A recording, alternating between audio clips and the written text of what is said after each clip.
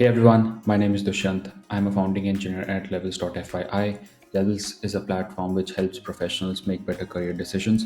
Levels is visited by more than 2 million people across the globe every month. Our site helps people by providing insights into salaries, career ladders, and we also have now jobs. You can search jobs by compensation data, by benefits, etc.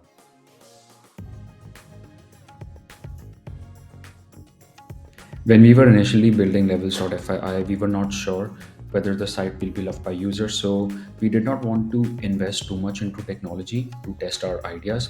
So we gravitated to Google Sheets and Google Forms because both the tools are super easy to use.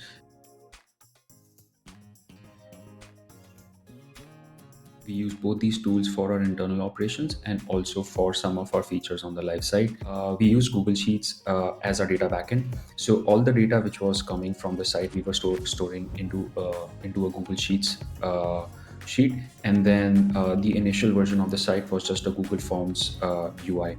And Google Sheets has a really powerful API. We were using that API to query the data, and then we were building JSON files, and then those JSON files were loaded onto the site for displaying the data back to the user. And we use Google Forms externally. For example, if we want to get feedback from our users, so you can have a nice Google form where the users can get directed to and provide information.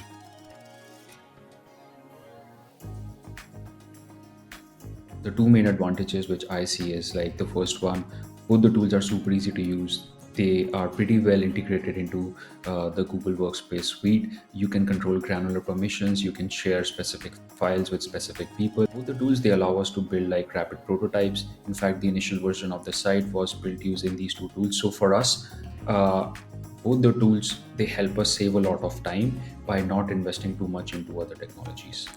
Launch fast, get feedback, and iterate.